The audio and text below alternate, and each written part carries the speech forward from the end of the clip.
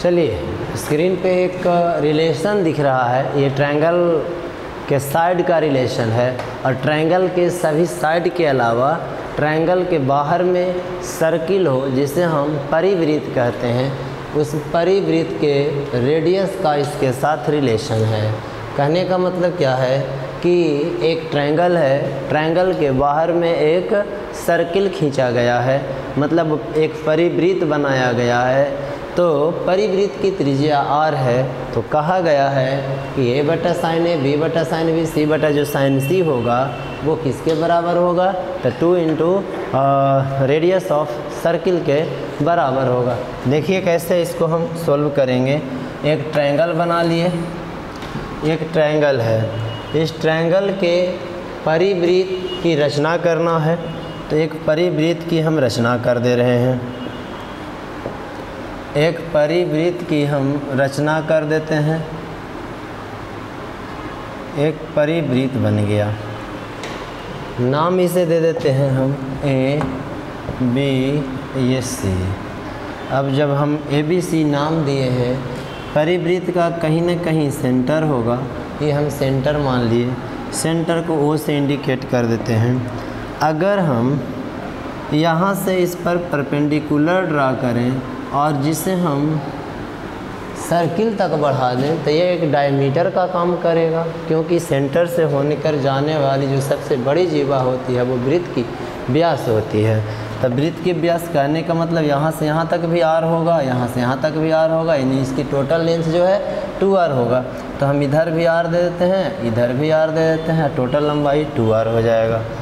अब समान जीवा से परिधि पर जो कोण बनता है वो समान बनता है, बशर्ते कि यहाँ से हम एक परपेंडिकुलर यहाँ ड्रा कर दें। तब परपेंडिकुलर जब ड्रा करेंगे, अगर ये एंगल आपका ए है तो ये एंगल भी आपका ए होगा। ऐसा आप लोग 10th क्लास में भी पढ़े हैं। तो देखिए ए के सामने वाला साइड ए कहलाएगा और बी के सामने वाला ये पूरा साइड, देखिए हम इसे बाहर में इंडिकेट कर दे रहे हैं, इसे हम बाहर में इंडिकेट कर दे रहे हैं। ये पूरा साइड जो है आपका बी हो जाएगा और इसे हम इंडिकेट कर दे रहे हैं बाहर में है, या पूरा साइड सी हो जाएगा। अब यहाँ पे समझना है, अगर ये हम राइट एंगल ट्रायंगल बनाए हैं, यहाँ पे 90 डिग्री है, तो इस 90 डिग्री के लिए इस एंगल के लिए ये परपेंडिकुलर हो जाएगा, पी से इंडिकेट कर दे रहे हैं, ये वाला बेस हो जाएगा और यहाँ से यहाँ तक जो है हाइपोटेनियस हो जाएगा।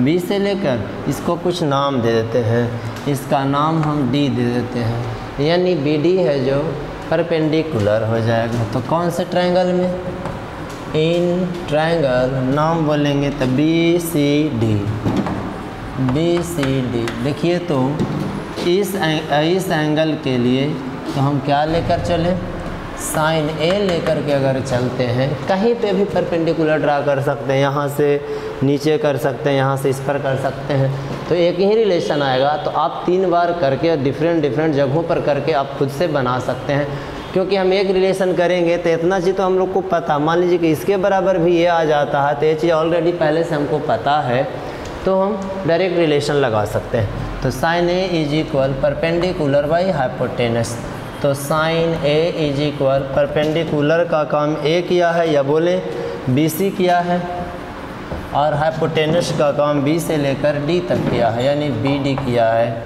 तो sine A is equal B से सी का काम ए किया है और बी से डी का काम आर और आर 2r किया है, 2r किया है।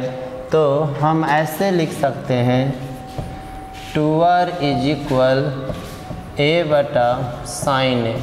ये हम प्रूफ कर लिए कि ए बटा साइन ए का मान 2r है। बी बटा साइन भी आप लाओगे तो 2r ही आएगा, और सी बटा साइन सी भी आप लाओगे तो 2r ही होगा।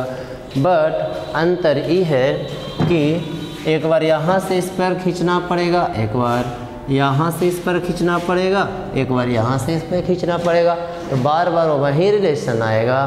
तो इसीलिए हम एक सिद्ध किए हैं, और जो हम जानते हैं उसे तो लिख ही सकते हैं, वी नो डैट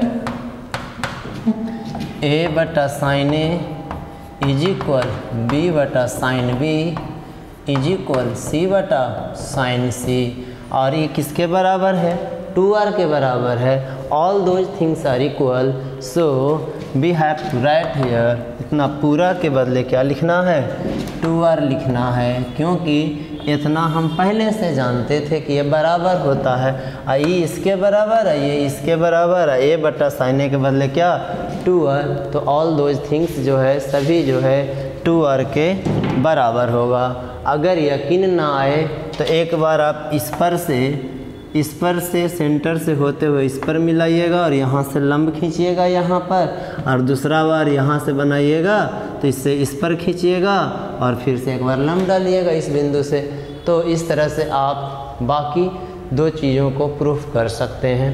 तो इसे हम यहाँ पे स्टॉप करेंगे, फिर एक दूसरे वीडियो में हम बाकी चीज़ों को लेकर आते हैं।